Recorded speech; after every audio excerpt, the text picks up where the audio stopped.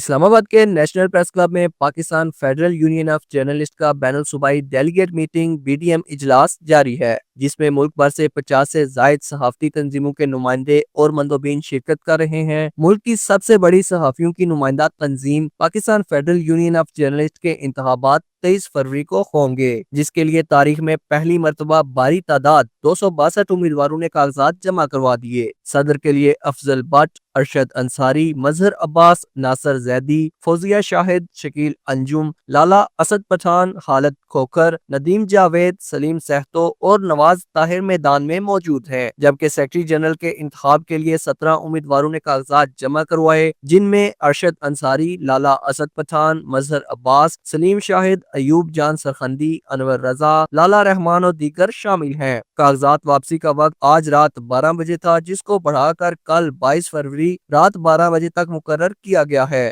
BDM اجلاس میں prevention of electronic crimes act PECA پر تفصیلی بحث ہوئی اور صحافی برادری نے اس قانون کو آزادی صحافت کے خلاف قرار دیا۔ اجلاس میں شریک صحافی رہنماؤں نے پیکا ایکٹ کی دفعات پر اعتراض کرتے ہوئے کہا کہ اس قانون کو صحافیوں اور آزادی اظہار پر قدغن لگانے کے لیے استعمال کیا جا رہا ہے۔ حکومت پیکا ایکٹ میں ترامیم کرے تاکہ اسے آزادی صحافت اور بنیادی انسانی حقوق سے ہم آہنگ بنایا جا سکے۔ PFUJ کے BDM اجلاس میں ملک بھر سے مختلف یونین آف جرنلسٹ کے نمائندے شرکت کر رہے ہیں، جن میں کراچی، لاہور، حیدرآباد، سکھر، راولپنڈی، اسلام آباد، ملتان سمیت دیگر شہر شامل ہیں۔ اجلاس کے پہلے روز یوجز نے اپنی کارکردگی رپورٹ پیش کی۔ اسامہ حضر، JK نیوز، اسلام آباد۔